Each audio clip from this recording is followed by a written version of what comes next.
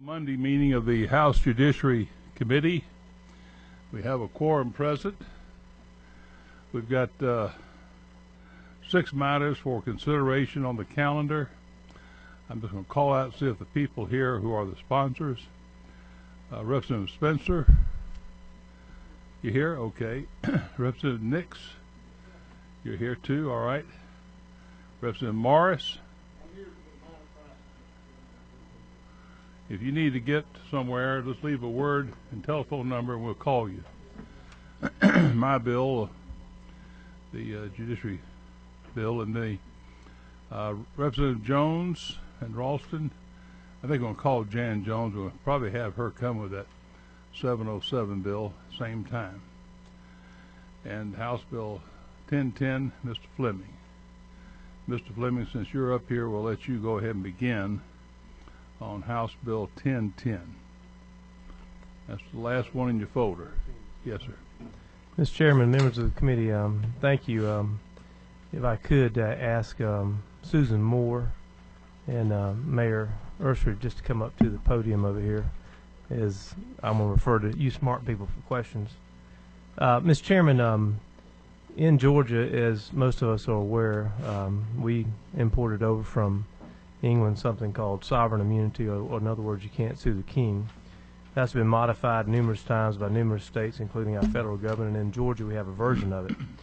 Up until I understand maybe the 1983 Constitution, our cities and counties were treated just alike under the sovereign immunity doctrine, but that got separated, and case law has made it even more distinct. And the purpose of this bill is to put it back together where our cities and counties are treated the same.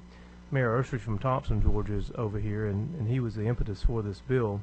In Thompson, Georgia, the city of McDuffie County have a joint municipal airport authority, and there was a very unfortunate airplane crash there last year, and of course everybody involved got sued, the pilots, Georgia Power, who had a power line in the way, the city, the county, and so forth and so on. And then the mayor came to me and said he had found out that, of course, any city and county can be sued up to the extent of their insurance coverage, but he was beyond that exposed, and the lawsuit could possibly bankrupt the city.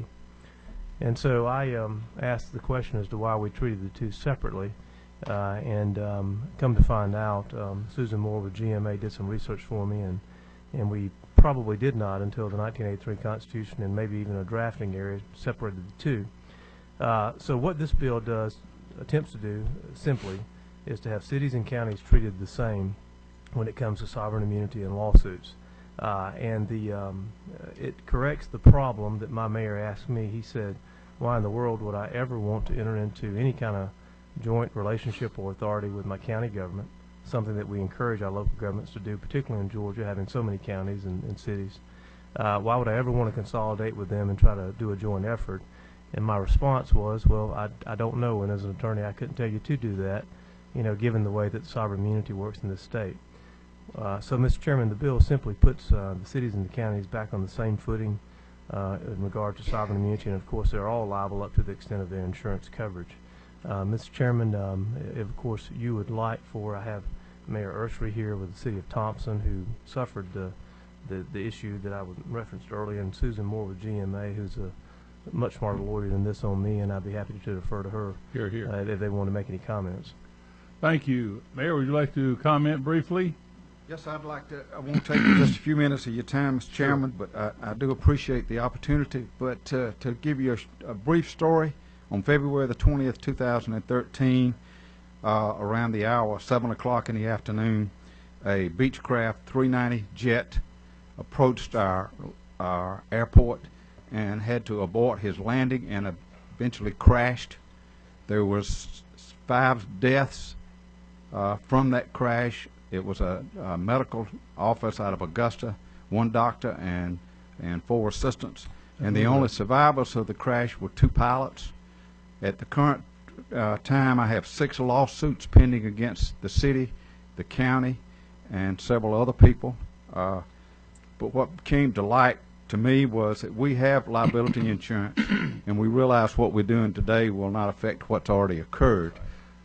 I'm just looking down the road. We try to do things with our county and want to continue to do things with our county, but At the end of the day, if there's a summary judgment issued over and above the amount of our insurance coverage, the county can walk with sovereign immunity. The city is liable for the remaining portion of that judgment, and in essence, if it's a large judgment, could bankrupt us, real quick. Yes, sir. And without raising taxes, there's no way to pay that judgment. So, Be that's- Detroit. yes, sir. Thank you, sir. Thank you, Mayor. Glad to have you. Ms. Moore, can you tell us a little history of how we got to this situation? Yes, sir. Thank you, Mr. Chairman. I think that this situation has actually evolved over time rather than through the deliberate judgment of the General Assembly, as we've had changes in court decisions and changes in the Georgia Constitution. Counties get immunity in two different places. One is Article 1 of the Constitution, which gives immunity to the state and all its departments. This was amended in 1991, and the courts have said that the state and all its departments includes counties but does not include cities. And the state then subsequently enacted the State Tort Claims Act to waive its immunity pursuant to that provision. Cities actually are under Article 9, and that is where their immunity comes from, and it is much more limited. Cities are liable for a lot more things, both in negligence and in nuisance, than counties are. And the situation that Mayor Usry is facing is one that arises because the claims are a nuisance, and there is no immunity for that for municipalities. And that is why he is suffering the exposure that he is. The bill before you really attempts, by referencing Article 1, to simply tie back in to what the courts have said, who's covered by that, to make sure that cities are covered as well, and simply give us the same immunity that counties have, specifically because of situations like this, where we have joint projects, joint task forces, and things like that, and cities end up holding the bag. And we just think that's fundamentally unfair and something that the General Assembly could fix. And in fact, what you talk about with insurance, if there is insurance in place, sovereign immunity is waived to the limits of the policy, correct? Correct, but for municipalities, there is no immunity at all I'm for saying nuisance, no, yeah. just if this is passed. Negligence, We have insurance in place. The mayor spoke of having insurance. $5 million. It would protect the city beyond that $5 million. Correct. As far as having this sovereign immunity above that sum, correct? Yes, sir. And All Mr. right. Chairman, we encourage cities to have insurance. Oh, yeah. Thank you. Anyone in the audience wish to speak on House Bill 1010? Yes, sir. Please come up here. Identify yourself and who you represent. Good afternoon, Mr. Chairman. I'm Jason Rooks with the Georgia Trial Lawyers Association. And as I testified this morning on the bill, we have concern with the public policy of reducing the accountabilities for governments when they injure the citizens. And that's fundamentally what we're looking at here in this situation. Just sitting there is interesting, the idea of we have insurance now. Will you have insurance if this bill passes? Because it is the act of having insurance that, is so that you wouldn't, if you did not have insurance under this bill, there'd be sovereign immunity. So I think there's certainly an unintended consequence of passing this bill as drafted. What I would like to say on behalf of the trial lawyers, we understand the issue of if a citizen's injured by a state actor, a city actor, a county actor, there's three different situations at play.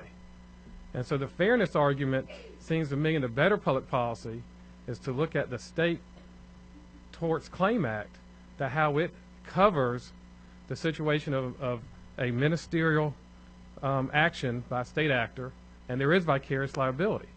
And cities have vicarious liability today of their employees, but the counties don't. Our position is that the county situation should be brought up to the state or the city situation, not taking the cities down to the level of sovereign immunity that the counties have today. Some say it's up. Excuse me? Some say it's up. Some say it's up, some say it's down, but I do think this is a very important public policy discussion. I think I do understand. and so that's we stand here today in opposition to the bill, sir. Thank you, sir. Have anyone else any questions of the presenter? Thank you, sir. Mr. Brooks. Anyone else wish to speak to the committee on House Bill 1010? If not, the chair will close off further public comment. The bill is now in the breast of the committee. Is there anyone who wishes to have discussion regarding the bill on the committee? Yes, sir. Yes, sir, Judge. Go ahead, number 8. My question, ma'am, with GMA, does this bill need an effective date in it so that if there's presently, if an act has happened and we pass this bill today, that it would affect those acts? I understand it would affect future acts. But if we pass this bill today, if an act has already happened, is it your contention that this bill would do away with their ability to file suit? I don't believe that it would if the occurrence already happened. There are 2 cases, Curtis and McElroy, I believe, or McElmurray, are the cases which came up under the 91 Amendment to the Constitution and actually overturned another case, and they said that if We've got an the answer to action that. occurred, Yeah. that it would actually apply from when the person was injured, In not your from when they folder, filed in your suit. folder, Judge, is an amendment that's proposed. It's the last page, I think, in your folder, which, that's no problem, no problem. I just wanted to bring it to your attention because we'll have that as part of the discussion when we, or the motion, rather, when we get to that point. Any further discussion among committee members? If not, we will, yes, sir? Sure, reading the amendment. Okay, it applies to acts. It's not, my concern was someone having filed an anti-litem notice, but this takes care of that. Causes of action. Okay, thank you, sir. All right, any further discussion among the committee? If not, the chair will entertain a motion. Move to pass. We have a motion to pass by Representative Fleming. Any seconds to that? Do we have a second? It's been seconded. Any discussion on the motion? You bust, number what? 11? All right.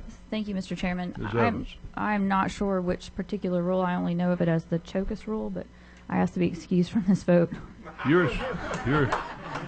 want to be excused, recuse yourself from further involvement with this particular matter? Is that what you're saying? Just on the amendment, Mr. On the Chairman. amendment, okay. Okay, let's, we have a motion. Is there any amendments to the motion?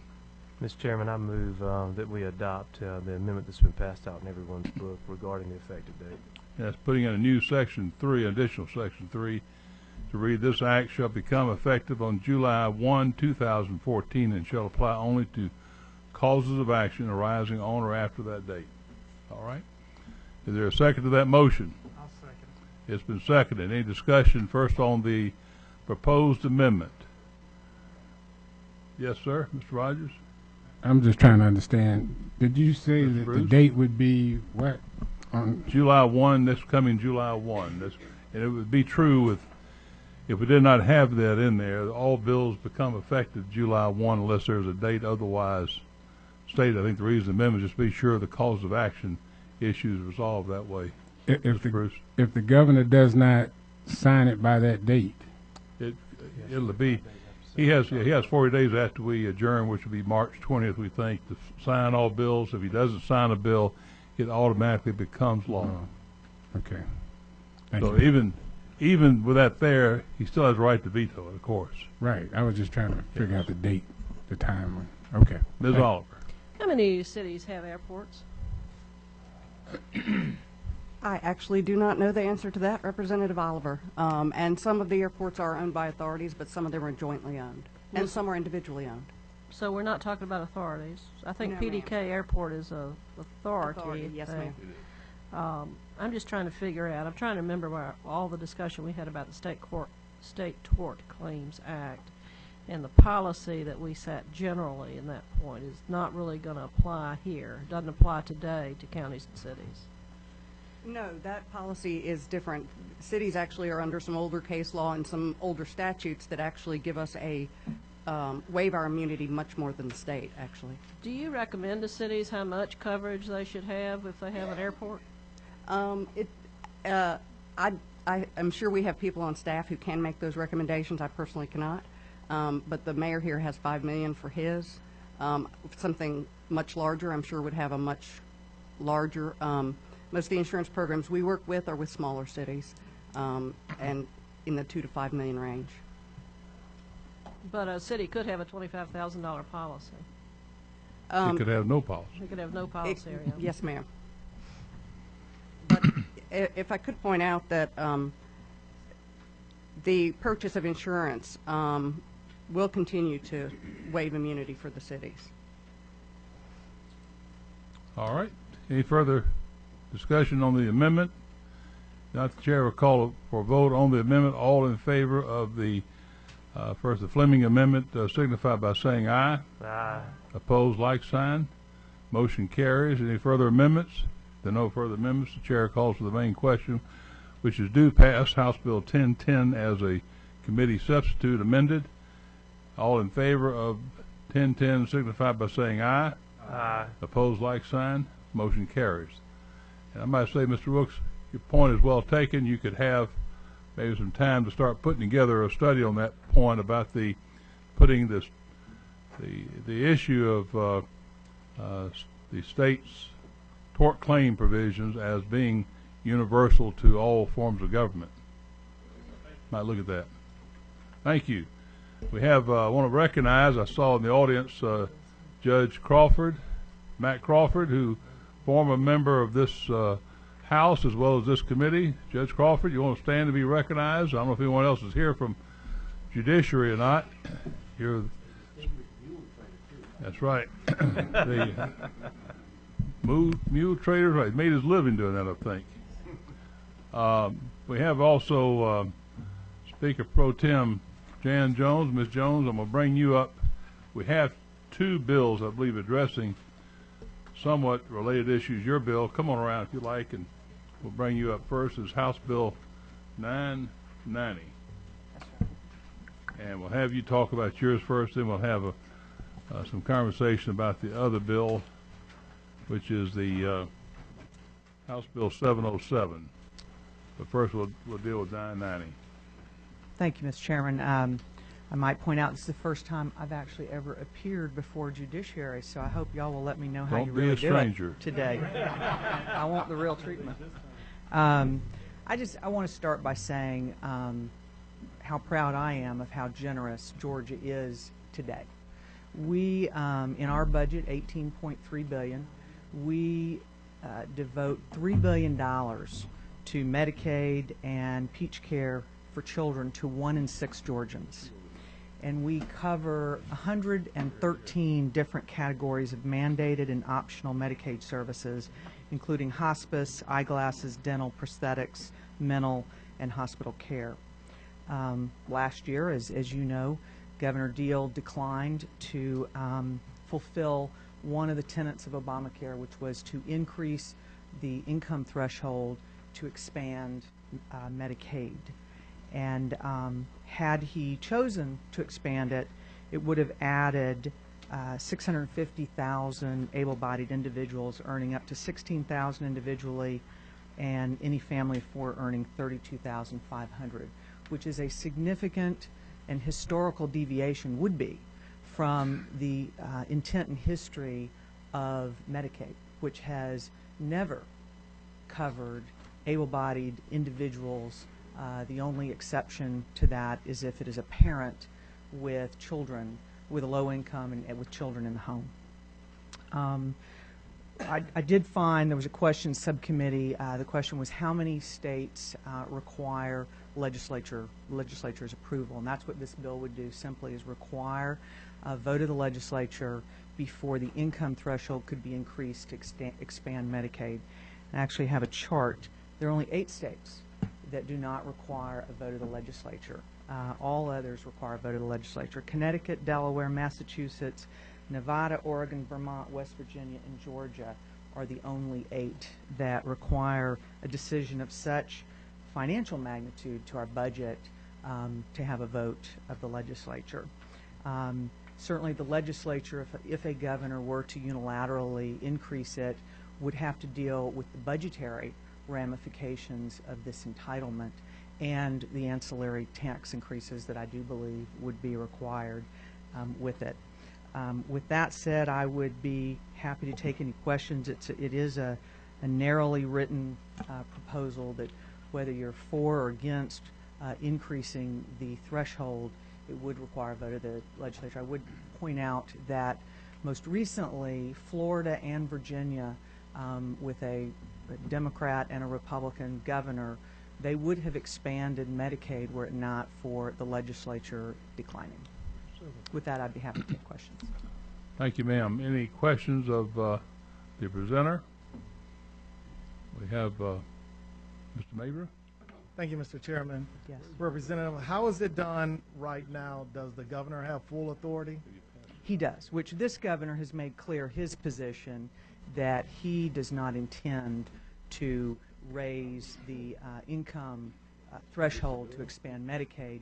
But as you know, we make decisions for long-term policy, and for a long-term policy, I think it is far wiser for us to require a vote of the legislature. And to be honest, I don't think anybody thought about it until it was sort of put on our platter to make that decision. I certainly had never considered, having been on appropriations for 10 years, that it did not require a vote of the legislature. If I may? Yes, follow-up. Follow-up question, is there any type of constitutional issues? Is this solely like an executive branch type issue in which he's handing it over to the legislative branch? Are there any type of issues going on there? Well, that was one of the first questions I asked, and Betsy Harrington, who handles health and education, was clear that it could either be through a vote of the legislature or a decision of the governor, and that there were no constitutional concerns with us requiring a vote of the legislature. Yes, thank you. Ms. Oliver.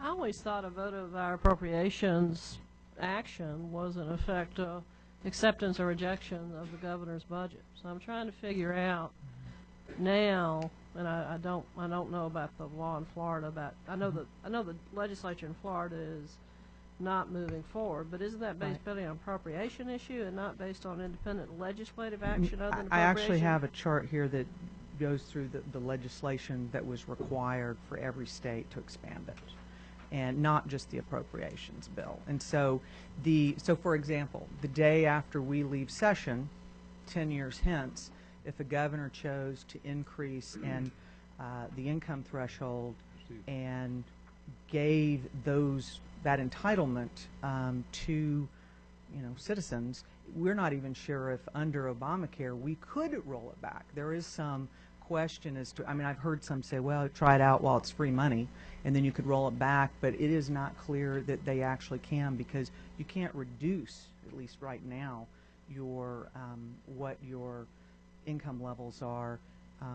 If you raise it, that becomes your new income level, and it is unclear as to whether you could roll it back.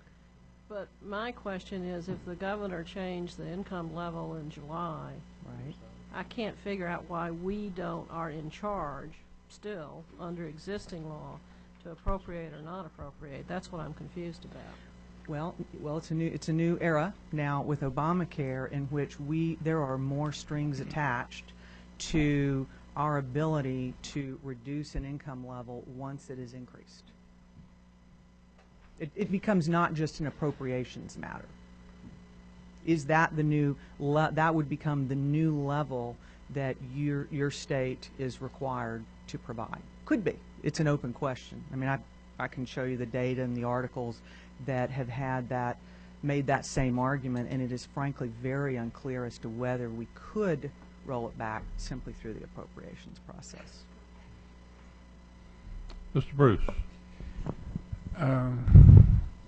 You've said a couple of times in your presentation that we were about to bring 650,000 able-bodied individuals if this doesn't happen.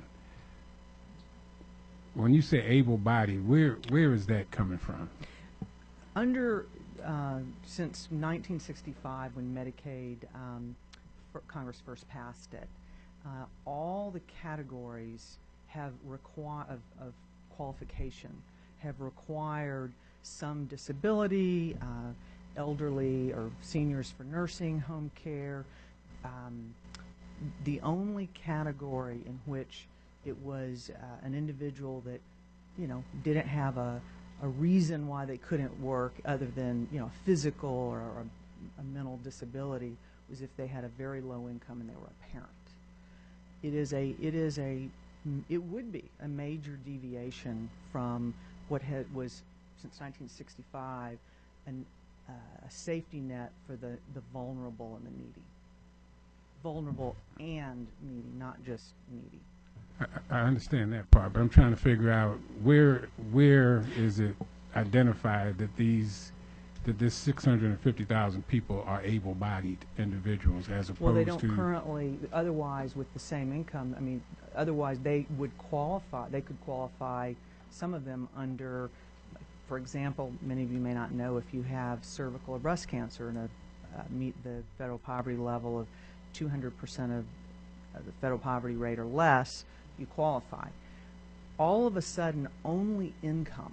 See, right today, income alone does not qualify you for Medicaid. You have to satisfy another factor, whether it be age, in need of nursing home care, disability, or a parent with a child.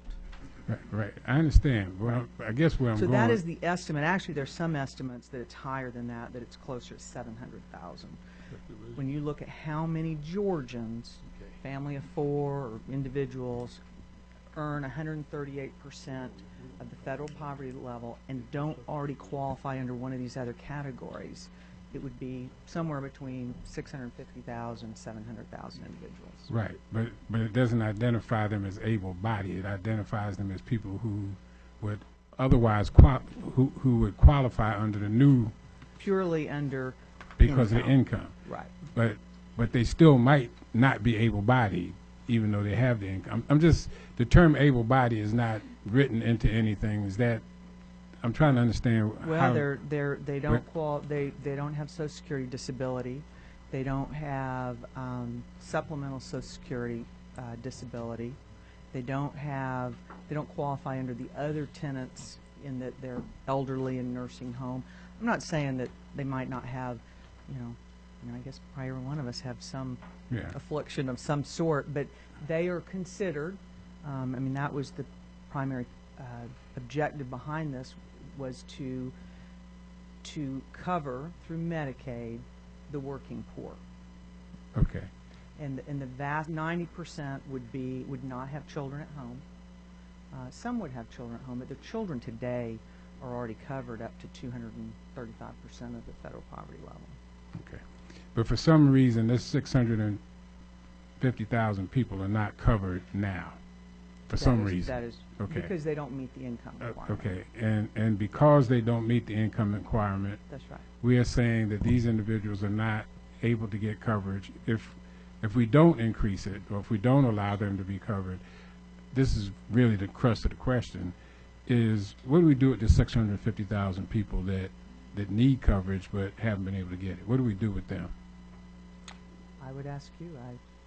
I don't know precisely what the solution is for that, but I don't think that offering another entitlement that we can't afford, that would have far more negative ramifications to our state budget. We have $3 billion now for Medicaid, adding, I think by 2018 it would be another $400 billion and going up from there, or $400 million and going up from there. I guess my question to you is, what do you want to cut to make room for them? Well, or what tax do you want to increase? Well, these are difficult questions. Yeah, this is my last. We usually don't have questions back from the presenter. Yeah, this is my last question. One more question. So this 650,000 people. Right. I'm presuming, because I don't know, but I'm presuming that if they need medical coverage, they're going to go to the emergency room somewhere. So ultimately, are we really solving the problem, or are we just sending the problem somewhere else? Because they need coverage. So I guess I'm trying to understand, as a government, as a body of people, how do we take care of that group of people that need help? May I answer the question? I would say that we don't expand a poor program. That's the first thing I would not do. And second, there's several studies, the most recent one being a two-year randomized controlled study of 30,000 individuals in Oregon that showed that adjusting for income, those who qualified for Medicaid and did not make the lottery versus those who qualified for Medicaid and did make the lottery, those who were on Medicaid used the emergency room 40% more than those that were not on Medicaid. So I would say that's putting them on Medicaid will not reduce the number of people crowding our emergency rooms. Thank you, ma'am. Thank you. Mr. Lindsay, you have a question. Just very briefly. Thank you for bringing this bill, Madam Speaker. Just a couple of quick questions. Our present Medicaid program is already under strain in terms of finding enough doctors to take care of the individuals who already qualify under Medicaid, correct? That is correct, because it significantly pays less than the cost to provide the services. So if we expand by 650,000, we're likely to lose even more folks who are willing to take care of the folks that we already have, correct? Yes, and furthermore, I think it would strain the system for those who are most vulnerable and needy, which are covered now. Yeah, thank you. That was going to be my next point. The question arose regarding able-bodied. Sort of to boil it down, your term of able-bodied is sort of in terms of a negative because these folks haven't otherwise qualified for disabilities underneath any existing federal regulations, correct? That's where you get the term able-bodied. Thank you. Anything further of members of the committee of the presenter? You have, Ms. Stevenson? Yes. Thank you, Mr. Chair. My question relates to, we were talking about the number of Medicaid, but if 70% of the Medicaid monies are spent on those in nursing homes, when we talk about it having to increase an already strained provider, we're not, that 70%, the people that we're talking about expanding to would not necessarily increase if the money stayed at the same portion, the 70% that are in nursing homes that are treated in that care level. Do you agree with me? I'm not sure I understand the question. My fault. Okay. The 70% of our Medicaid monies now go toward individuals who are residing in the nursing home area. Right. Right. So 30% of the monies that we now in our state spend on Medicaid, that's the only portion of people who are SSI, TANF, mothers, and children. Right. So we have one group that's covered by the CMOs. Mm-hmm. So then what would make us think we would have to increase provider groups that would just be seen in a different preventive care versus in the emergency rooms? Well, I think we would see more seen in the emergency rooms if the most recent Oregon and Harvard, and there was an MIT study, all concluded that with the issuance of a Medicaid card, emergency room usage went up. But the Oregon uninsured numbers and Georgia uninsured numbers are statistically different, materially different than the experience that Georgia has. I've read the study, and it's very different than how we deliver Medicaid in Georgia. And the expansions, my understanding, does not establish an entitlement. They're called newly eligibles. So there's not the same categorical entitlement that we have in the traditional Medicaid. Well, they would be entitled to the 113 different services if they, need dental or all the different services that we offer. Now, they would be, in general, less expensive, if this is what you get, less expensive patients than, say, those that fit the ABD category. I'm not saying that your cost would go up the same, because your ABD patients do cost about triple what your low income. So they would be less costly, but 10% of a very large number is still a very large number, and that's what the state would be on the hook of. We would go from 1 in 6 Georgians to 1 in 5 Georgians would be entitled or on Medicaid. Thank you, Mr. Chair, ma'am. just one, One I'll follow-up? reserve One more? the question, Okay. my reserve- comment until. Okay, we're gonna have a discussion. Yes, sir, Mr. Caldwell.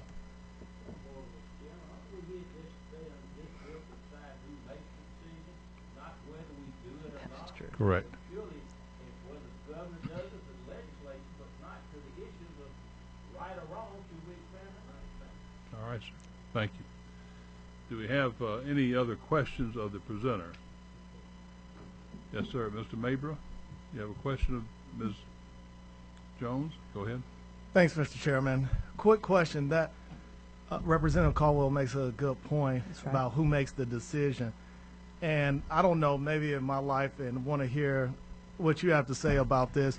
Usually, the person who makes the final decision is the leader of a team. They want the ball in their hand. The leader wants to make the final decision. I've never seen someone, I guess in my lifetime, who's a leader and who's out front says, look, I don't want to make any decision. I want to turn it over to the legislature. Have you seen something that come before the General Assembly where I guess the governor says, look, I don't want to do anything, turn it over, and this is an issue, I guess, that all people are counting on him to decide one way or the other? Well, there's a lot of questions in there. First, I'll say it's my bill, and it was my work over the last couple months. I am appreciative that the governor sees that long term. I cannot think of any other decision that a governor can unilaterally make in Georgia of such consequence to our budget. And all but 8 states are similarly fashioned. We're the 8th. So, but I certainly believe that it should be a vote of the legislature for something so consequential, and fortunately, after I brought it to him, the governor agrees. Thank you. Thank you. All right. No further questions of the committee. We will appreciate your being with us Thank you. today, Ms. Jones. And if anyone else needs to speak on this bill at this time, House Bill 990. If not, we will close off further public comment. The bill is now in the breast of the committee. Do we have motion is due pass? Do we have any discussion on the motion? No discussion. Are there any amendments?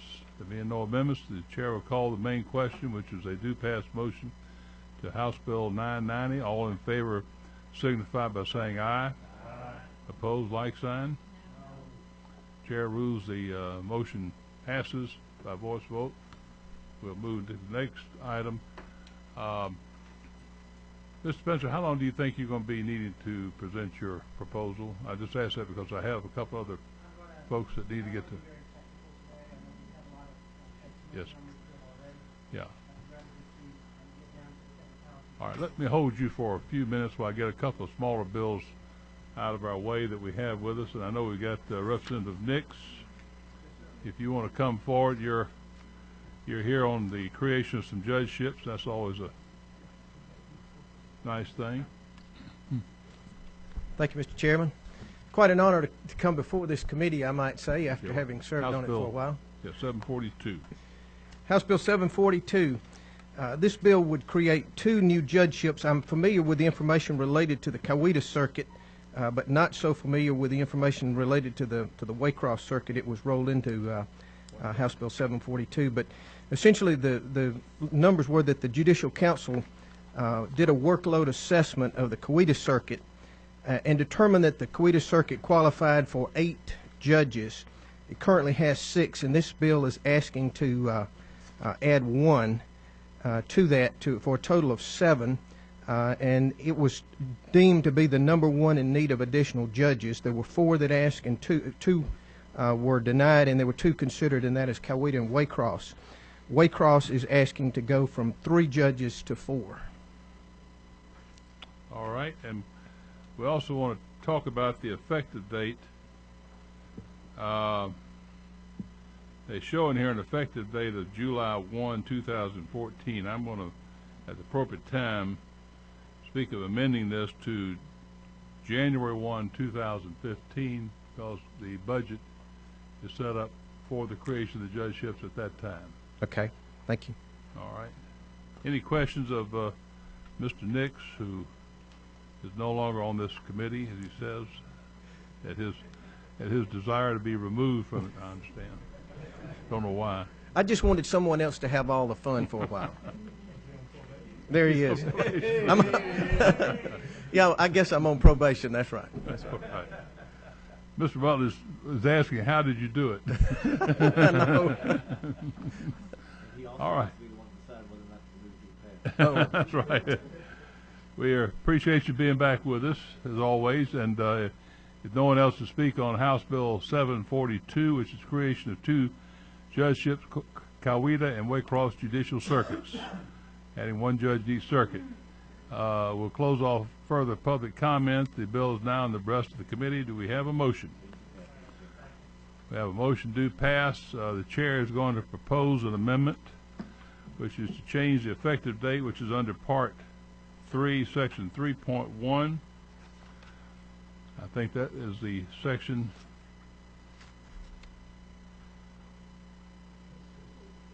Page 6, excuse me, line 185. Jeremy, are you here? So the only thing we need to do is change the date. The amendment will be January 1, 2015 in lieu of July 1, 2014.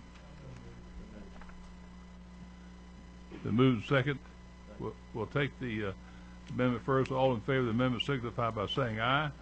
Opposed, like sign. Motion carries. Back to the main question, which is to pass House Bill 742 as a committee substitute now amended. All in favor signify by saying aye. Opposed, like sign. Motion carries. Thank you. We have one last one I want to try and get out. Mr. Morris, are you still with us, Mr. Morris? Yeah, I'll get my last. All right, you've got a new sub, I believe, coming out. Yes, sir, I do. I'm looking at LC 335575S.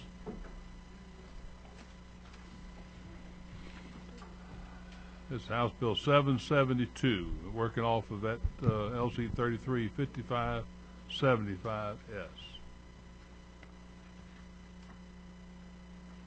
You wish to explain your bill for us, please? Yes, sir. Briefly, some of you were around in 2012, I believe, when the House and Senate and the governor signed House Bill 861, which required drug testing for TANF benefits. As some of you may have been following, that law was based on a Florida law that did the same thing for drug testing for TANF in the state of Florida.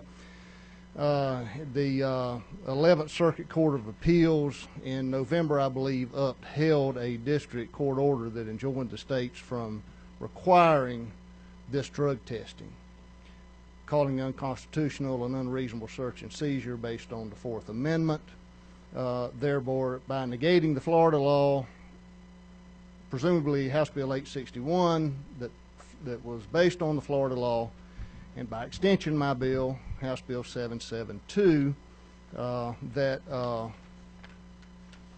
was based on the same law. The substitute to House Bill 772 brings the bill into line with the court ruling, which adds the drug testing for SNAP and TANF applicants only when reasonable suspicion exists, and it lists a few of the some of the ways that may be determined, not limited to demeanor, police records, employment records, and screening previously. In addition to that, for the SNAP, the Supplemental Nutritional Assistance Program would require a photo ID for those benefits. And that's basically what the bill does. We have some questions. I'll take the lady first, Ms. Oliver. Direct your attention, please, to line 47 through 54, which attempts, I think this is the purpose of this language, correct me if I'm wrong, to set out some test of suspicion. Is that your suspicion that's some that could be used, not limited to, though.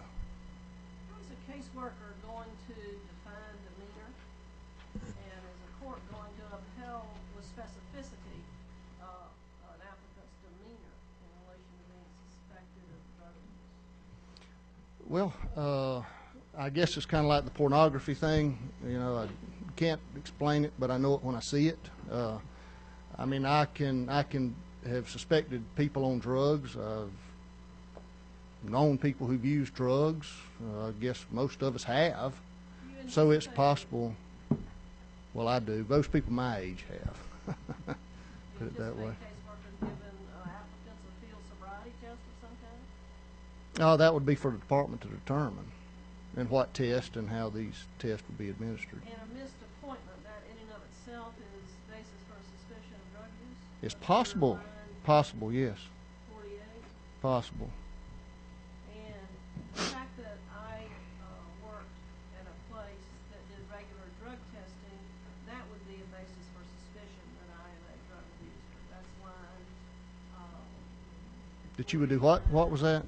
Line 49 and 50 seems to imply that if I had worked at a public safety position like court and was subject to drug testing, that is a basis on line 49 and 50 to be suspicious of drug use. Well, no, that's not. It would be if there was a positive. Where does it say positive in 49 and 50?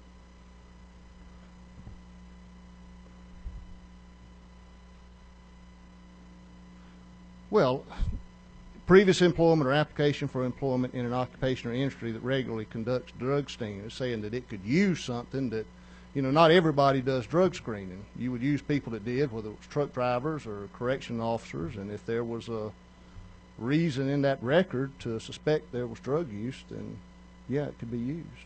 The NCSL document that's part of my folder, and other people have it too.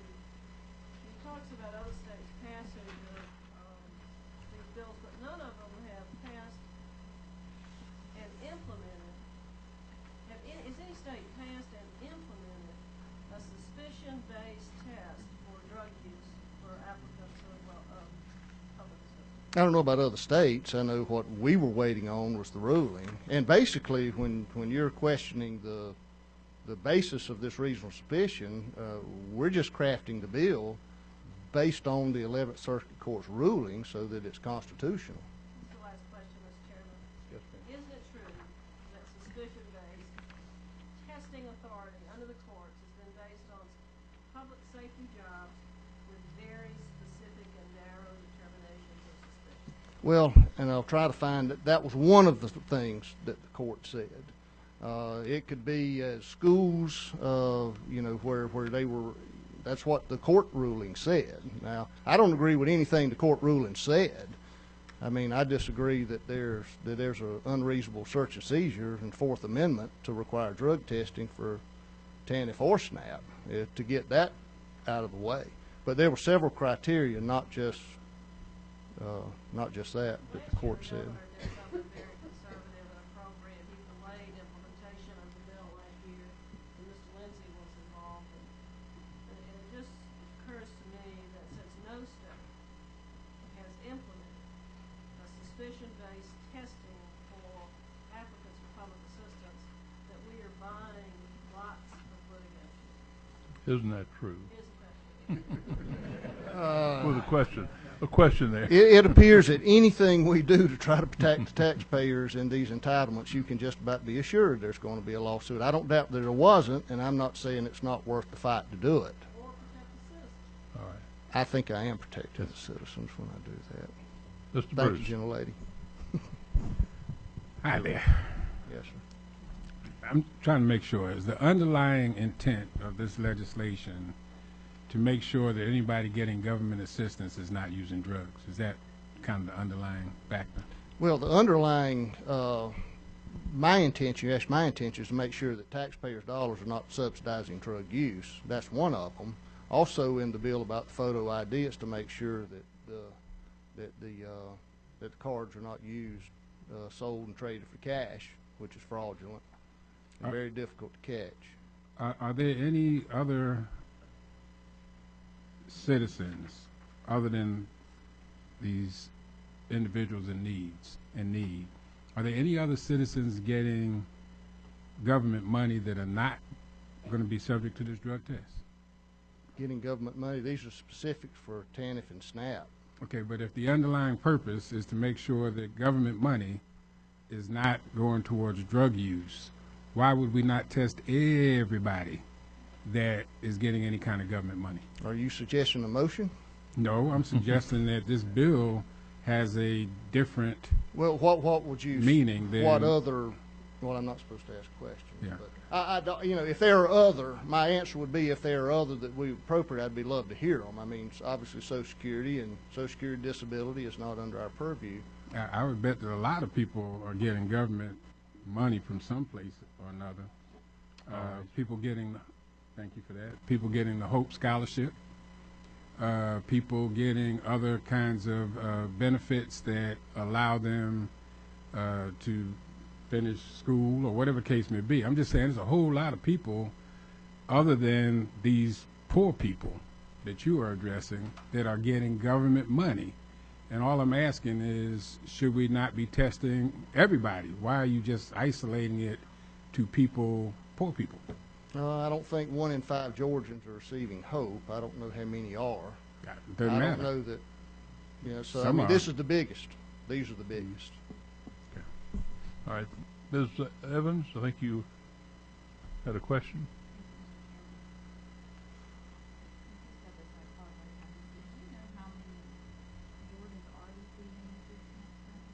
I don't know the number. It's just 1 in 5 Georgians is what I'm told, and 1 in 5 in Americans is the average benefit. Dollar amount for us.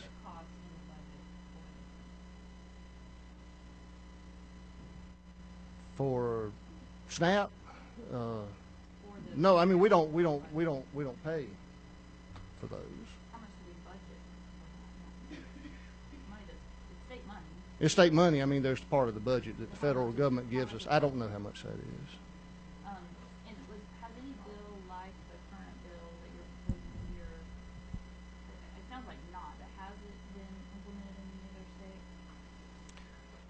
It is. If it has been implemented, it was short-lived because of courts. So if we were to pass this, it seems, do you agree that, I think you did agree, it seems likely that we probably will? We'll have litigation, but again, this bill is crafted to try to conform to the ruling of the 11th District Court. Do you know how much Florida spent litigating the last bill? I don't know. And just a couple more questions if I can, Mr. Chairman. On the area, starting at, I believe it's around line 42, where we talk about how someone may be found to be suspicious, under suspicion for drug use. Are we going to provide training to the department employees who are supposed to be making this determination whether someone is suspected of engaging in drug use? It may be. The department may determine that's necessary. Do you think it will have to? I think it may be a good idea. I don't know. Do you have a fiscal rate for this bill to cover that training? I don't believe one's required because we don't know that that's determined that's necessary. It's almost like, well, I won't say that, budgeting for something that I don't even know necessarily what it is. Oh. One final question. On line 51, subsection D, where it states that termination from previous employment due to unlawful use of controlled substances may be grounds for suspicion. This is not limited in time. Is it true under the language of this bill that someone can be terminated for drug use 10 years earlier, and then that person could be denied, could be made to take a drug test if they were found to be innocent? Yeah, and since that seems to run concurrent with the average food stamp recipient being on for 8 to 10 years, that probably would track nicely. You think that it's reasonable to test someone who? I think it's reasonable to test something. You understand? I think it's reasonable to test someone who applies, no matter what. So, but that's not what the court ruled. Until that can be overturned by the Supreme Court, I hope, and then we can come back and require applicants to be tested, just like a truck driver, just like somebody who stands on the wall at Georgia State Prison. Absolutely. All right. Any further questions of the presenter? If not, we'll close off further public comment. And the bill is now in the breast of the committee. We have House Bill 772. Do you want to speak? Nobody signed up. Those down there. Come on up right quick.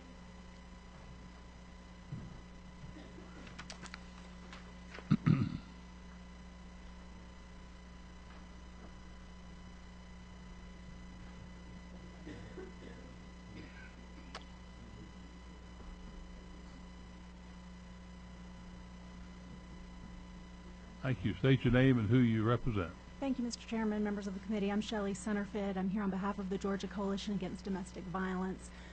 We expressed concerns about this bill back in 2012. I'll just briefly remind the committee, for those of you who are here, that food stamps and TANF are oftentimes a critical short-term method of assistance for folks fleeing violent relationships. Victims of domestic violence state that one of the main reasons they stay is they're worried they won't be able to feed their kids or support themselves. So they oftentimes feel trapped in violent relationships. When they are able to leave, they very frequently do apply for food stamps and TANF in order to bridge the gap until they can become self-sufficient. So we are concerned about any legislation that might create a barrier to accessing those important short-term benefits. While I appreciate that the author has attempted to address some of the shortcomings that were present in House Bill 861, I'm not sure that this bill does that. For the reasons that Representative Oliver pointed out, I think that the section giving guidance on what constitutes reasonable suspicion is really wide open. It doesn't give a lot of specificity as to what defects workers are to look for in determining whether or not someone is using drugs. If you look at employment handbooks that identify what employers will look for, they talk about specific observable behavior, an odor of alcohol, for example, job performance that suggests that safety is impaired or their job functioning is impaired. I think a person's demeanor is rather wide open and subject to any number of interpretations. I also think that the fact that you've missed some appointments certainly does not suggest that you're using drugs. Again, I think that some of the criteria that are listed in this bill really could be used as a pretext to screen anyone that DFACS wants to require a drug test of. And so for those individuals who have to get tested, we're worried that some victims of domestic violence won't be able to pay whatever is required of them, because this test does require the applicant to pay up front. It does say that if you're on Medicaid, you won't have to pay any more than $17, but that's a lot of money for somebody who's on Medicaid. And for those who aren't on Medicaid, they have to pay the full cost, although it doesn't set any ceiling as to how much can be charged to an individual who is clearly still a low-income person if they are able to qualify for food stamps and TANF. I read the 11th Circuit's opinion and the District Court's opinion that was issued just in December that entered a permanent injunction against the Florida law. That really just dealt with suspicionless drug testing. That's a different standard than what we're talking about with reasonable suspicion. In other words, I don't believe that the 11th Circuit gave Georgia any guidance about what requirements need to be in place in order to withstand constitutional muster on reasonable suspicion. I know there are other lawyers who are constitutional experts who would be better equipped to comment on that, but I will just tell you that I did a quick search of other states to see if how other states handled it. This law appears to be based on, or this standard appears to be based on Kansas. They passed a bill last session. It didn't go into effect until January 1 of this year, so it's probably too soon for there to have really been a challenge to address Representative Oliver's question. But Tennessee passed a bill in, I believe it was 2012. I just wanted to highlight for the committee the way they've addressed reasonable suspicion. They asked the department to come up with an implementation plan, their Department of Human Services, that will occur in phases over a 2-year period. The department has to report into the House of Representatives as to how they're going to accomplish this testing. It says the department shall consult with substance abuse treatment experts as determined by the Commissioner of Human Services and shall develop appropriate screening techniques and processes that will establish reasonable cause that an applicant for TANF is using a drug, and I'm paraphrasing, to establish the necessary criteria to permit the department to require the applicant to undergo a urine-based 5-panel drug test. It also says that they require a follow-up test in case there was a false positive the first time, a second test in case there was a positive. It also requires the department to identify and select a screening tool, such as the Substance Abuse Subtle Screening Inventory, or other such screening techniques as part of the development of the screening technique that will be employed for this program. Significantly, it also says the department shall develop a plan for funding of the costs of the screening process, the urine-based drug testing process, any personnel and information systems modification costs, and any other costs associated with the testing process. I think we can agree, Ms. Senator, that we're going to have potential further litigation while the court comes up with what will be the guidelines for whether this is a reasonable issue. No question. We would just urge the committee to look at our sister state like Tennessee as to how they crafted their program, because I think it is much more specific and designed to ferret out those for whom there is reasonable suspicion as opposed to leaving it wide open. Great. Thank you, ma'am. Thank you. I know there may be others who didn't get to sign up. I apologize. All right. I looked for a sign-up sheet and could not find it. Is there anyone else wishes to speak? Please come forward. And okay. Thank you, Ms. Lowe. Appreciate that. Yes, sir. Come around. Frank Mulcahy with the Georgia Catholic Conference, representing the Catholic bishops of Georgia. Yes. I'm not going to try to go through the legal discussion that Ms. Senator did, but our concern is a little bit different. One, we feel compelled by the gospel to serve all peoples, no matter who they are. And from a practical point of view, we're the ones who are going to be serving the people who don't get served by the state if people are excluded from TANF or if they are excluded from other state programs. We're like all other charitable organizations these days. Our funds are stretched, and we're the ones who are going to have to pick up the pieces. So we would ask you to give very, very serious consideration to people you are excluding from programs that the rest of us are going to have to pay for. Thank you. Thank you, sir. Thank you, Mr. Chairman. Quickly, others who wish to make a comment, come up.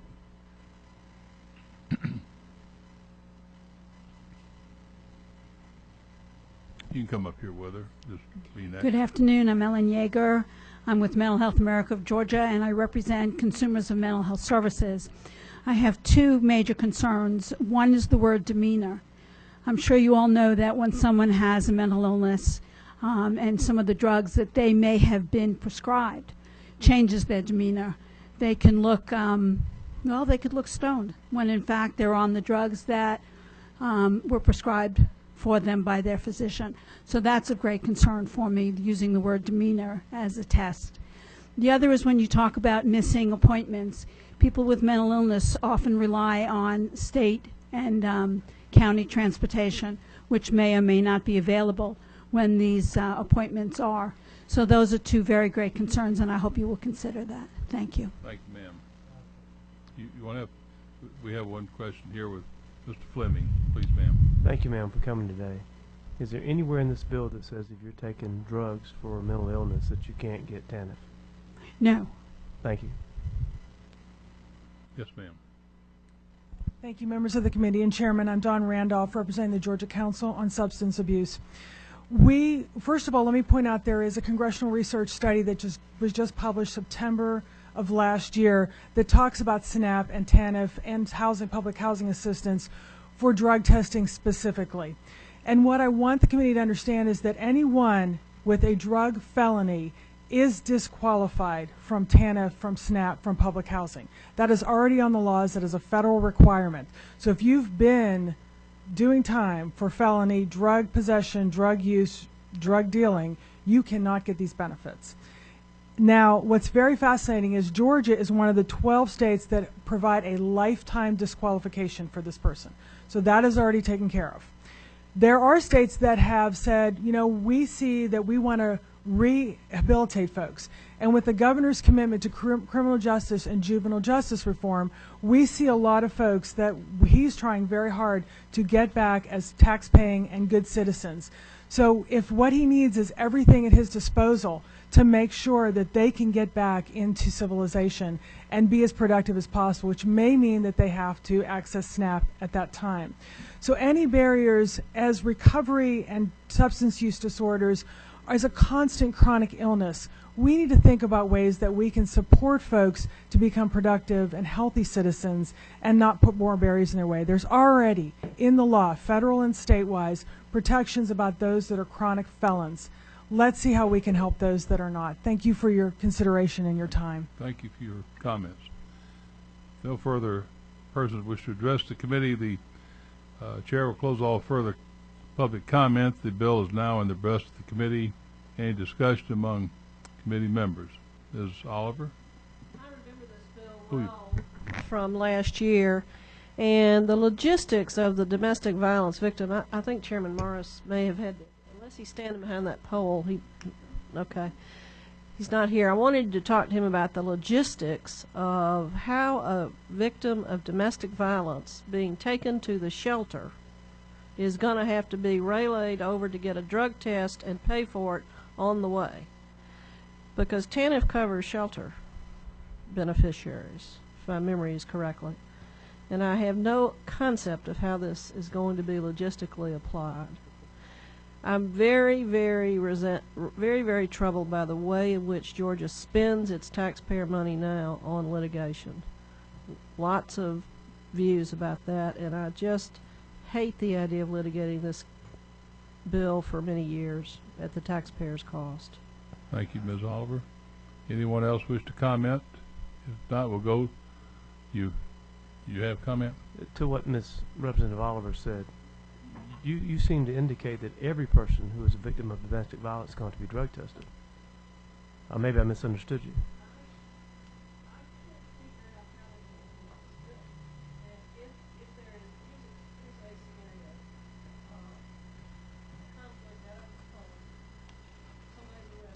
Somebody's not arrested, somebody has to leave the home. Who is going to decide that their demeanor is such that they need to be drug tested? The person who takes the application for them to get these benefits. But a shelter visit doesn't have an application, as it were, kind of process. It's not. It's a different kind of application process. A lot of it's emergency shelters. What in this bill prevents someone from going to a shelter? Well, it says they have to be drug tested. If the demeanor... For TANF or SNAP? TANF covers shelters. I remember this specific discussion last year. I couldn't figure out the logistics and other social services that you apply for. VR benefits, for instance. VR... I don't remember all of the ways in which our TANF money has been spread around. When this bill was introduced, it only talked about food stamps. And for the first time, I think the substitute for the first time, correct me if I'm wrong, if somebody knows differently, it's been expanded to everything. Well, today. you had a prior bill already in effect in Georgia dealing with TANF from, I believe, 2 years ago. Is that right? Yes, sir. 2 years ago. So what they have done in this bill is place the same standard to meet what is expected to be that reasonable cause question, because it was not a reasonable cause under the bill that was passed previously, and therefore they felt it was appropriate to have both type of benefits have the same standards applicable. My only point was, Representative Oliver, I have no problem at all working with you on something to help the situation with domestic violence victims. What I don't want to do is use that one narrow example as an excuse for us not to do something about people using taxpayers' dollars to go buy drugs. Taxpayer dollars is what I'm concerned about in terms of litigation, because of the statistical knowledge that we don't have right now about how many people with demonstrating their demeanor that they're high or substance abusing versus using antipsychotic drugs. It's Tennessee's approach, if we're going to be serious about this, Tennessee's approach does have it seems rational. And this with no mandatory training, with no screening. This doesn't tell the department about how to implement it. It's good Like to know it- something rational is done in Tennessee. Yeah. Let me have some other comments, and so we have Mr. Rutledge. Thank you, Mr. Chairman. I don't know who can answer this question, but when a person applies for SNAP or TANF, how often do they have to go back once they're on the program? Back in for sign Yeah, up. I mean, once as far you as apply, I getting- mean, yeah. how Once does you sign up and approved, you're saying. Yeah, once you're on the program, how often do you I'm have to not go sure. back? I have no idea. You have, does anyone have an idea or comment on response to that? Lady in the audience has one. You do.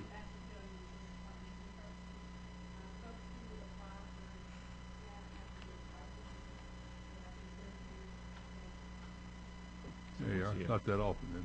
Okay. Possible. Possible.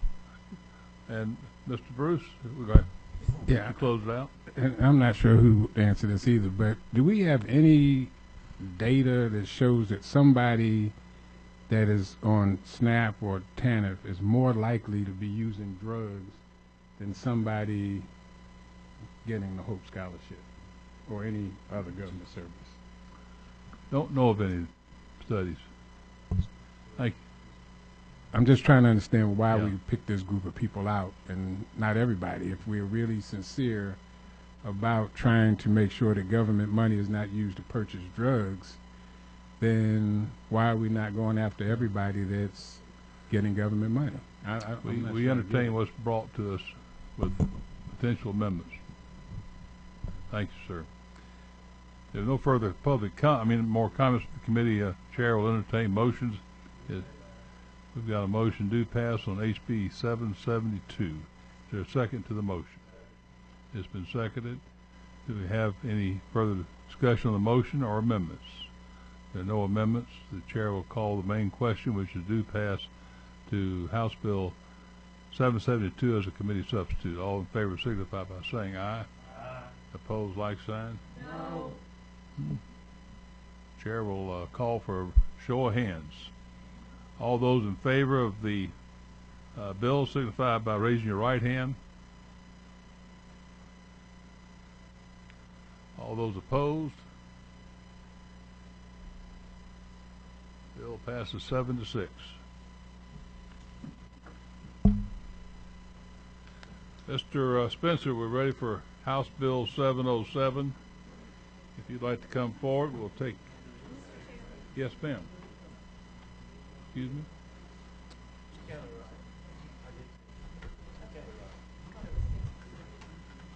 I counted seven. It was 7-6. I didn't break the tie. No, it was 7. We had 3 people here, 4, 5, 6, 7. Yeah. There's 7 here. There's 7. All right, excuse me. Let's get back to business. We're on House Bill 707. Mr. Spencer, I know you've had some from your earlier bill, some modifications, and you might just jump from your earlier bill and to what you've modified and what you're proposing at this time for us. Yes, thank you, Mr. Chairman. We've had 3 in-depth subcommittee hearings. I really want to just strictly stick to the bill and the mechanics of the bill and what we have here, because there's been a lot of testimony. If any questions are provoking any legal questions, I'll probably defer to my aide and counsel, Mr. Bruce Fine, who is a constitutional attorney and accomplished author, if we get to those questions. But I want to bring you to House Bill 707. We're working off of LC 287113S. In the first paragraph, I'll bring you to line 26, the second page. This is where really the meat of the bill is. In this first paragraph, paragraph A, we're really saying that no state or department or any arm of the state will be allowed to advocate for the expansion of Medicaid using taxpayer resources. And also, it also says in paragraph B, the Attorney General shall be able to enforce that. And also in paragraph C, it makes sure that we're not nothing's to be misconstrued that we're violating the free speech of any employee or any person that's employed by an arm of the state to advocate for the expansion of Medicaid when they are not working on taxpayer time. So that protects their First Amendment rights. Moving into Section 3, on that paragraph, paragraph A, we're essentially putting into law that we will not be creating any state-based health insurance markets or exchanges. The governor has decided not to set up the state-based exchange. About 2 or 3 years ago, House Bill 476, I believe it's 2011, was being contemplated, but that bill was pulled from the floor because of the concerns around state-based exchanges and the fiscal impact it would have on our budgets. This simply does put that policy position into law. And down in paragraph C, we are protecting the insurance commissioner's powers to license navigators. In Georgia, last year we passed House Bill 198. It allows us to license navigators and test them to make sure they are competent and go through the appropriate background checks they need to go through, so that power is preserved. In paragraph D, this essentially states that any arm of the state will not establish a navigator program and use state resources to implement a healthcare navigator program. Also before you, you have an amendment before you. It's Amendment 28-1303. There's a couple of things there. One is a cleanup amendment at line 5. If you look at the amendment, we're just changing the tenses there of the words. And then starting on line 7, we're actually adding in, if you look at line 56 of 7113S, we're bringing in an amendment that essentially prevents the Office of the Insurance Commissioner from enforcing any provision of the Patient Protection and Affordable Care Act. It is my belief that it is that office that will be most susceptible to enforcing the Affordable Care Act because it seems like the federal government's in a position or a posture that is essentially evolving. The HHS is evolving into the National Insurance Commissioner, if you will. So what I don't want to see is our Office of the Insurance Commissioner being conscripted to enforce federal law. So that's the basis of the amendment. Should the committee at the right time to take up that amendment. So at this time, I'll take any questions you may have. Thank you. Any questions of the presenter by members of the committee? I don't. You do? I'm sorry, Ms. Evans. Your buttons, yeah, not working. That's good. Thank you.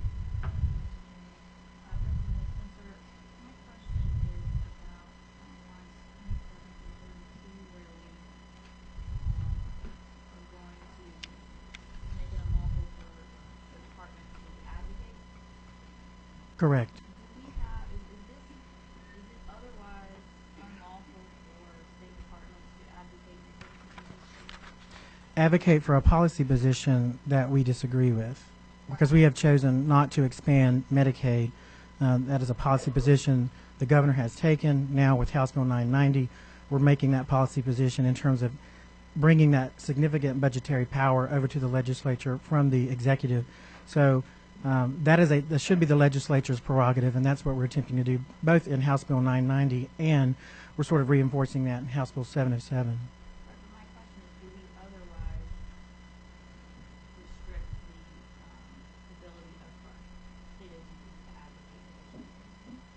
I don't know the answer to that. I don't particularly know what other topic or forms of advocacy that they're doing for other policy positions. I'm particularly concerned about this policy position. I'm just trying to figure out if this is discussion. It may be. I'm not sure. But I'm particularly worried about the policy position that is known as Obamacare.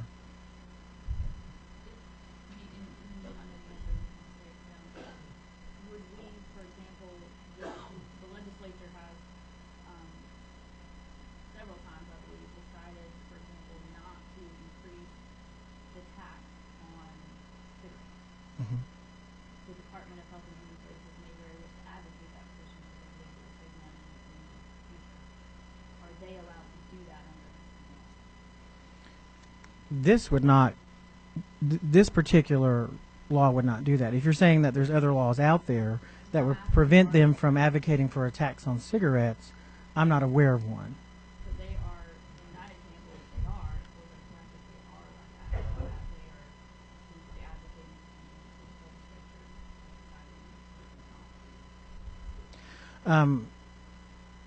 I take the position that it's not the position of the executive to advocate for policy positions. I think that's the role of a legislative body.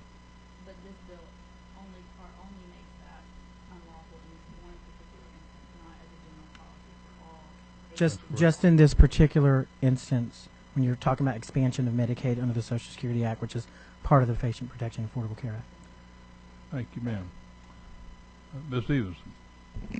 Thank you, Mr. Chair. Representative Spencer, in regards to lines 53 to 56, with the disallowing the state or any department actually, including the University System of Georgia, to create, implement, and operate a navigator program, I'm not sure if this is correct, but it may be.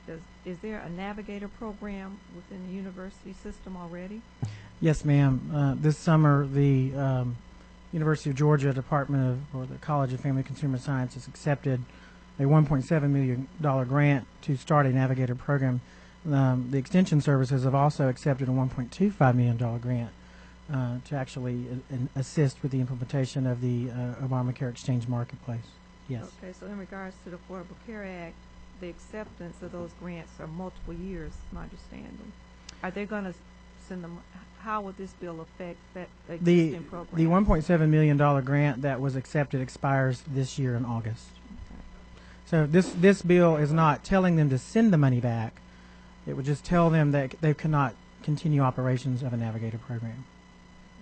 Thank you. Ms. Oliver. Was the amendment discussed in subcommittee? The amendment was not particularly discussed in subcommittee. That's why I wanted to bring it up for discussion. I have clearance from the Office of the Insurance Commissioner. They're okay with the amendment. I don't know if Jay. Well, yes, but in terms of unintended consequences of harming his power to enforce state and local law, I wanted to make sure that that was protected. The commissioner is prohibited from enforcing or investigating any health care insurance, period, related to affordable health care. I'm trying to figure out any health, so you go and you buy a policy with a state farm.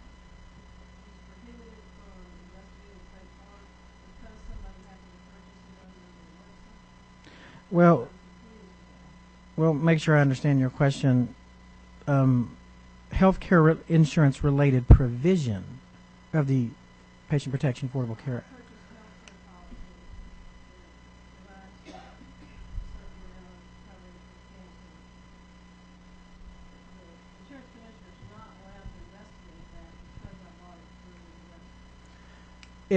If you have issues with provisions of the Affordable Care Act that pertain to your insurance policy, we may have laws on the books that regulate insurance, health insurance a certain way, but if it is not part of the state law and the insurance commissioner determines, oh, okay, well, this may be a provision of the Affordable Care Act, I can't assist you in this matter, you need to take your grievance to HHS at the federal level.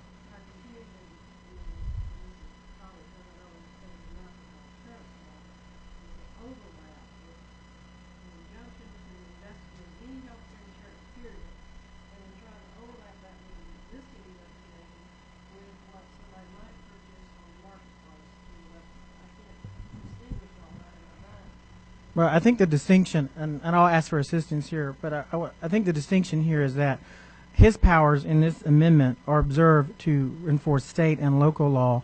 If there is overlap in that investigation, which this amendment preserves, if he feels like this is an issue with the Patient Protection Affordable Care Act, he has that discretion to say you'll now have to take this to HHS because we can't enforce this provision of the law. But I can have Mr. Fine continue to explain this because that's a legal detail. I think it's. Go ahead. Go ahead. Who wanted it? I think the representative consulted with the insurance commissioner, but I'm sure it was a joint support. My concern is that it will be the Office of the Insurance Commissioner that is most vulnerable to federal conscription of the Patient Protection and Affordable Care Act. So what this amendment essentially does is it makes clear that he does not enforce that any provision of that law. He's only to serve the citizens of Georgia in the capacity to enforce state and local law. If I could explain that conceptually, if the grievance arises under state insurance law, you have a claim that the insurance company has violated state insurance law, the commissioner's authorities remain undisturbed. If your claim is that a stipulated insurance provision under the Federal Patient Protection and Affordable Care Act is at issue, that you're violating a federal insurance requirement, then the jurisdiction should be with the federal government, not with the state insurance commissioner. And that bifurcation is traditional throughout all situations where you have both parallel federal and state regulation. For example, you have the Securities and Exchange Commission to investigate securities fraud at the federal level for companies that are listed on the stock exchanges. And you have blue sky laws. Georgia has a blue sky law that makes it illegal to undertake certain securities transactions under state law. The commissioner here that enforces the blue sky law entertains claims arising under state law, not under the SEC Georgia law. citizens enjoy the benefit today of not being denied insurance for pre-existing conditions based on Affordable Health Care Act. Yes or no? That's what the federal prescription is. And Yes. Georgia citizens enjoy the benefit of enrolling their dependents up to age 26 under affordable health care. Yes or no? Yes. Does this prevent the commissioner from enforcing or investigating somebody's right to enroll their 24-year-old? Those claims that you've described are claims arising under the federal statute. And it's expected in traditional situations that allegations that federal law have been violated are handled by federal authorities. So he's not authorized. You're saying that the commissioner would not be authorized if a policy did not allow you to sign up your 24-year-old or with diabetes. Yeah, that is exactly the same distinction that is made. If you claim that a certain crime is committed under federal law and you go to your state attorney general, the state attorney general doesn't handle that, even though it's a terrible crime. The FBI handles it. So this is to treat insurance claims no different than virtually every other claim where you have parallel federal and state jurisdiction. I think we disagree on that. All right. We disagree on the law. Ms. Stevenson. One additional question relating to the navigators. I thought the insurance commissioner licensed or had some enforcement of the navigators. Is that correct? He has the ability under the law that was passed last year. I'm trying to find that right quick. I had it here, but that law essentially licensed navigators. That essentially you're taking the insurance test for an insurance agent, and that's what they do. So, and that preserves that power. So the insurance commissioner preserves, this bill allows the preservation of the navigators to be under the insurance commissioner, correct? It allows him to continue to license what we passed last year. However, the programs are only enforced at the federal level. That confuses me. If you can't participate in the Navigators program because it is a federal initiative under the Affordable Care Act, and that's who implemented Navigators, then what role would the state have in that federal portion of it? Well, what the policy was last year was to allow, it was the state's prerogative to license. We can license agents, and we can also license navigators coming in. The problem, the reason why that policy came up is you had people that were not really qualified to actually assist people in signing up for the Affordable Care Act under the federal exchange, and you also had issues of breaches of identity, other security issues. So that's why the insurance commissioner brought forth that legislation last year. So that's what all this bill does, is it continues to protect what we did last year. Mr. Chair, one last question, but doesn't that go to the question that my colleague was asking? If it's federal under the scenario that was just given, then how could anything be left for the commissioner to do that's related to the Affordable Care Act that doesn't even allow state agencies to participate in the Navigators program or exchanges for that matter? Well, Navigators could still be able to operate through nonprofits in the state of Georgia. Some of them are.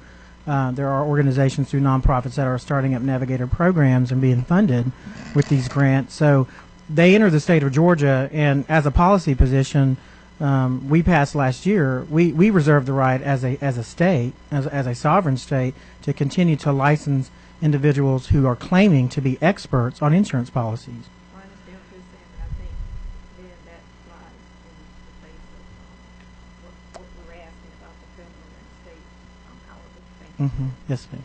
Thank you. Mr. Lindsay. Bottom line, Representative, is that we believe that as a matter of public policy, the state of Georgia thinks this is a train wreck, and we don't want it to be on the train when it hits. I agree with that. Thank you. That's all. All right. No further comments. Thank you, sir. I think you've had plenty of public comments in subcommittee, I believe. Yes, so sir, we're going to we hold have. it just to your presentation today as a result of the time limitations we're under. And at this point, the chair will close all further public input. The bill is now in the breast of the committee. We have House Bill 707. We have a motion to pass. The motion to pass. Any further discussion on the motion? I know. The chair is going to call for amendments. No further discussion. Do we have any amendments? Do we have an amendment?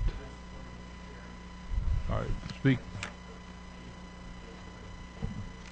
All right, we've had a proposed amendment which is on your desk. Do we have a second to the amendment? It's been seconded. Any discussion on the amendment? Yes, ma'am. Mrs. As offered the amendment, is it your legal opinion that this prevents the insurance commissioner from investigating a policy, an insurance company who denies coverage to a 24-year-old diabetes put on his parents' policy? Is that your legal opinion? It is my opinion that the insurance commissioner here will have the authority to whether to do the job of the All right. Any further discussion on the amendment? The amendment before the committee is AM 281303. All in favor of the amendment signify by saying aye. Aye. Opposed, like sign? No. Chairs in doubt will have a show of hands. All in favor of the amendment, please raise your right hand. Take a count. 1, 2, 3, 4, 5, 6. Have 6. All opposed to the amendment, raise your right hand. 1, 2, 3, 4, 5, 6. The chair votes in favor of the amendment. Amendment passes. All in favor of the, now we're back to the main question, which is we have another amendment? Is there a written amendment? It's not a written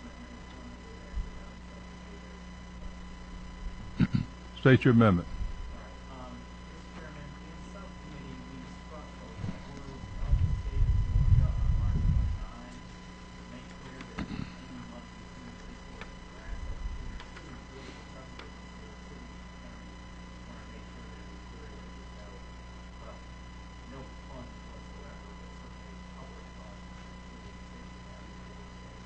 So in subcommittee, we had already struck that it was not reflected in the rules of the state of Georgia. I think it's by the state of Georgia.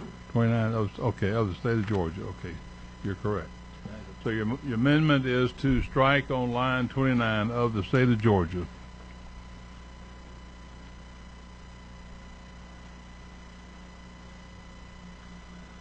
We have a second to the amendment.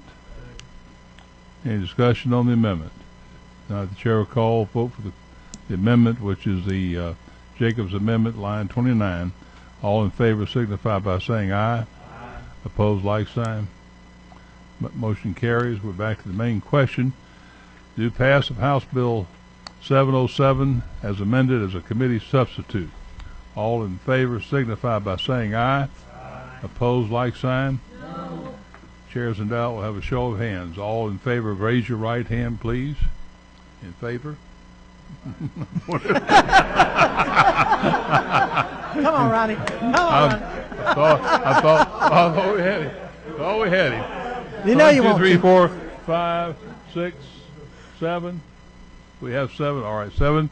Those opposed, raise your right hand.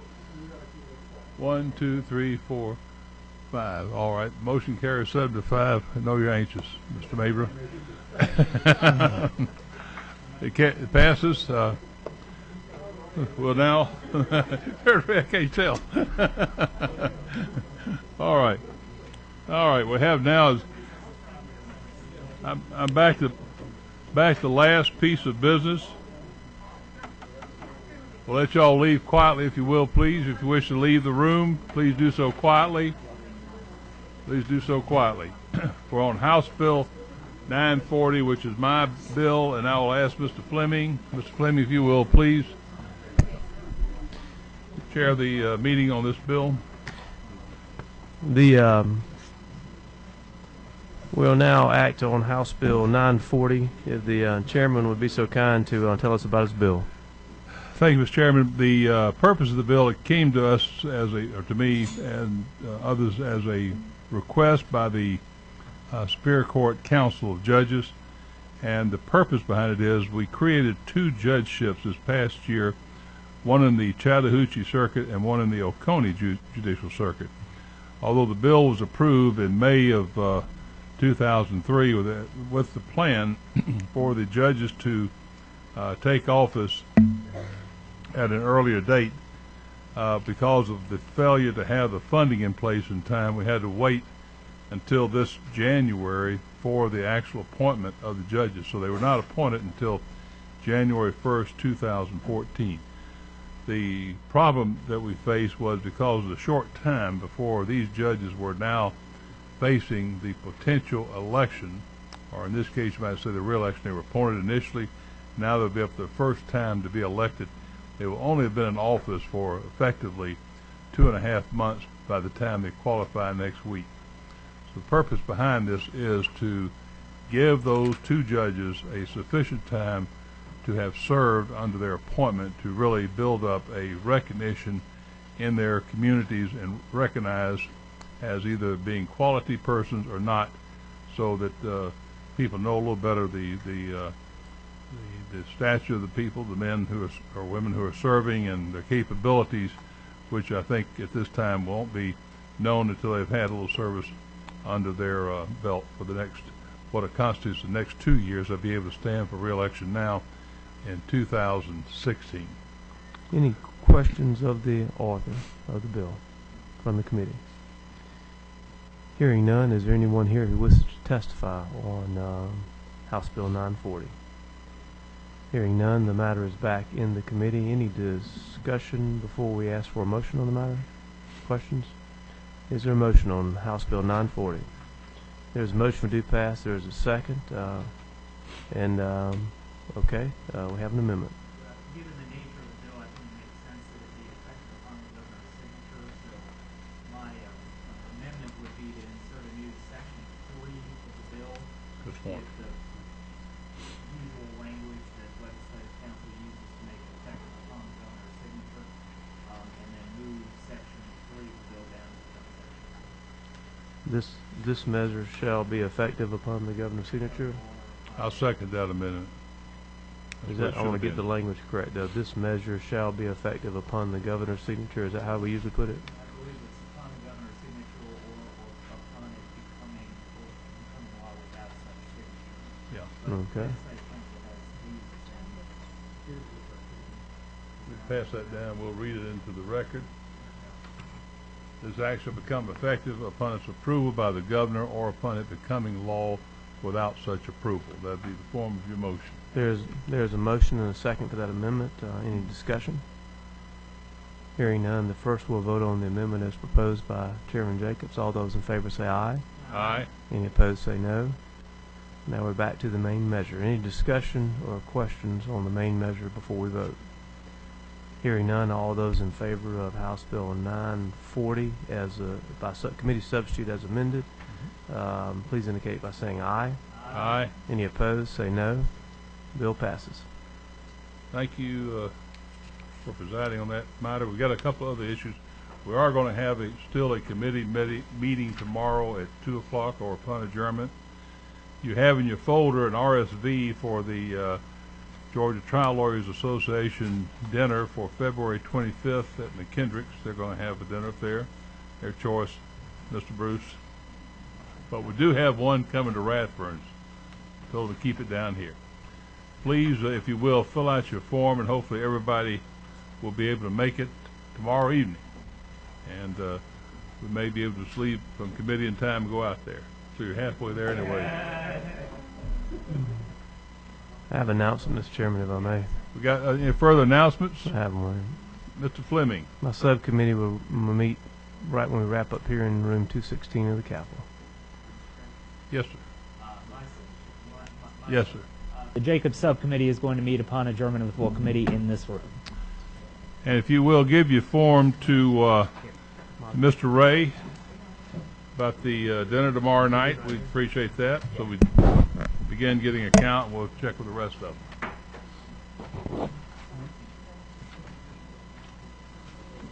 There you go.